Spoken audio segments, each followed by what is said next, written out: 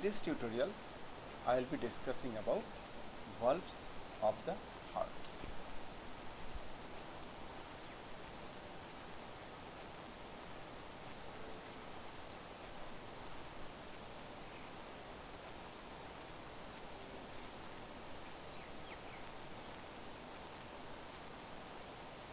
Now, as you know, there are 4 valves in our heart. Out of that, 2 valves lie at the junction of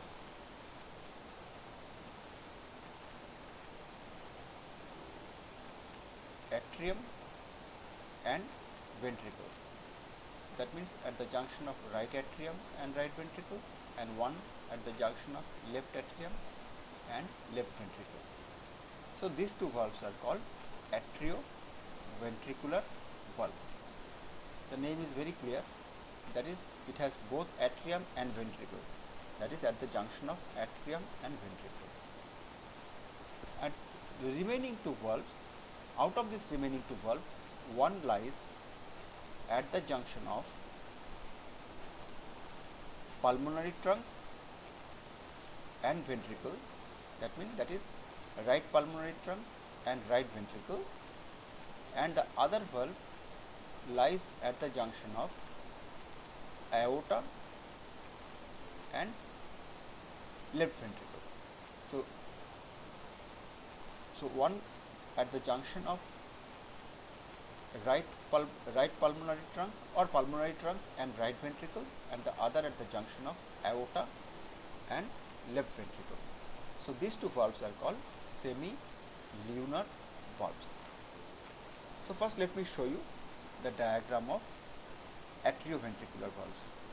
The one you see in your left hand side, that means which is at the right side of the heart, where I have shown with an arrow. The one in the diagram which is on your left hand side here. So you can see the chambers of the heart. In the left side of the diagram, there is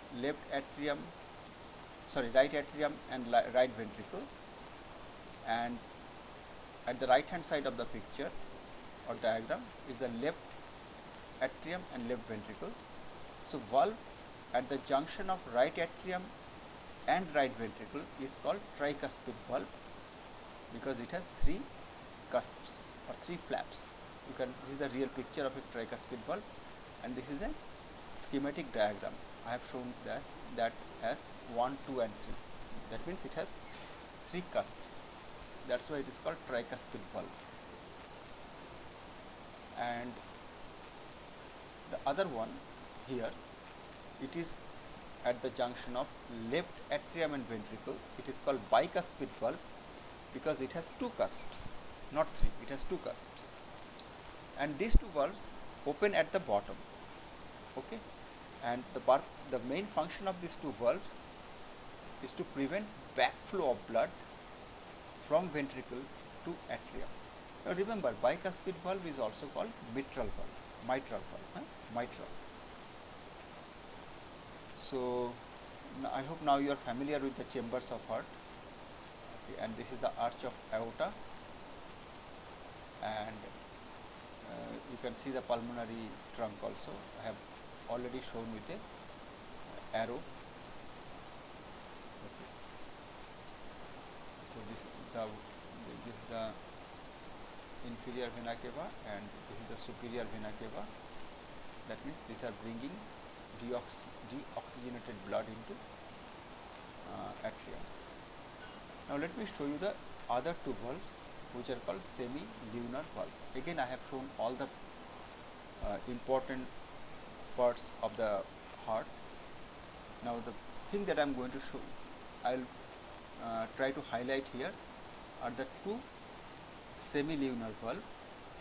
One is pulmonary semi-lunar valve. Okay.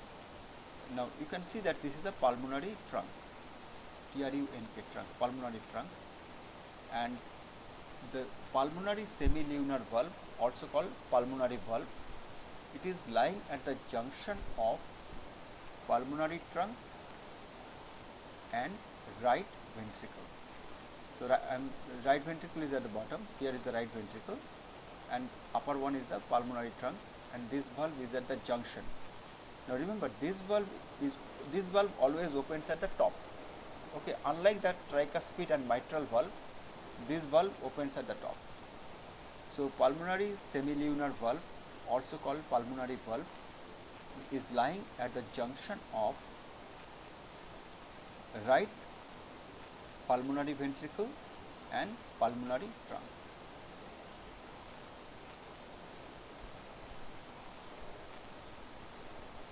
Now there is another semilunar valve called aortic semilunar valve, which lies at the junction of left ventricle and aorta. Now remember, aorta is the main artery. Okay, so this valve lies at the junction of left ventricle and aorta. Again, this valve is also like the pulmonary valve, it also opens at the top. And the way these valves work, they have pockets. When these pockets, see, these are the pockets, okay. When these pockets get filled with blood, the valve closes. And when the pressure in the ventricle rises due to the contraction of the heart, these valves open at the top.